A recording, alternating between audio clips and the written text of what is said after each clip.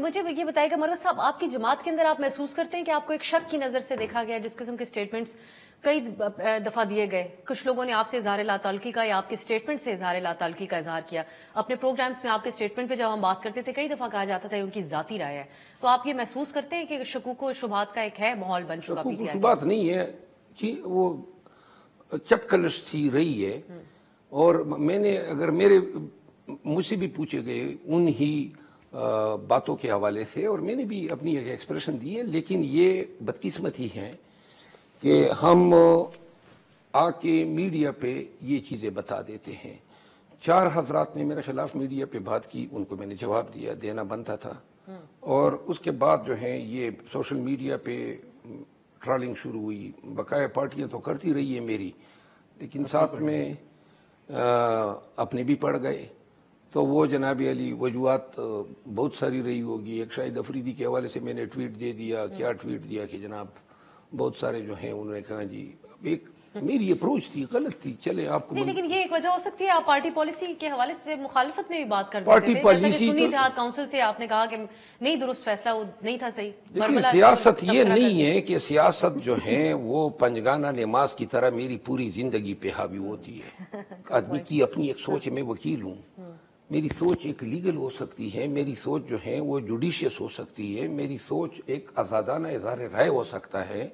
کوئی چیز مجھے پسند نہیں بھی ہو سکتی ہے.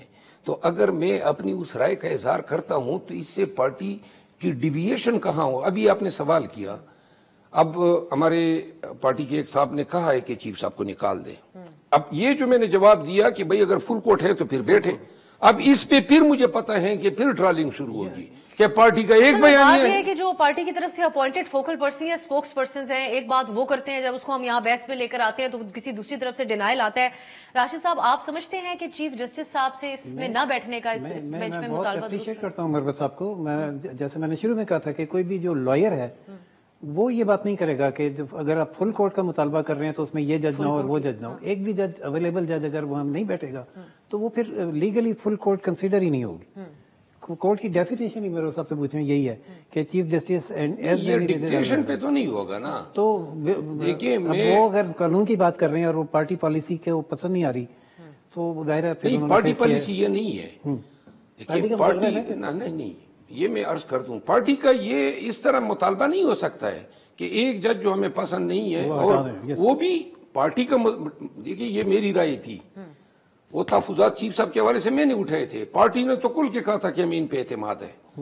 یہ چند حضرات کی رائے ہو سکتی ہیں، لیکن اس لیگل ایشو پہ اس کو ایشو بنانا کہ چیف صاحب نہ بیٹھیں، اگر فل کورٹ بیٹھ رہی ہیں تو پھر ان کے بیٹھنے میں کوئی آر نہیں ہے. اس معاملے کی آپ سمجھتے ہیں کہ چیف جسٹس صاحب کے انڈر ہی یہ معاملہ آگے بڑھنا چاہیے تاکہ وہ عدلیہ کے اندر کا معاملہ ہے وہ خود ہی دیکھیں؟ ان کی بھی اتنی ذمہ داری بنتی ہے جتنی سپریم کورٹ کی کسی جج کی بن سکتی ہے، کیونکہ یہ اپنے ادارے کا سپہ سالار ہیں اور عدلیہ انڈر اٹیک ہیں. بڑے ہی سنگین الزامات ہیں. اپنی نوعیت کا ایک انوکھا ایک واقعہ ہوا ہے پاکستان نہیں بلکہ دنیا بھر کی تاریخ میں.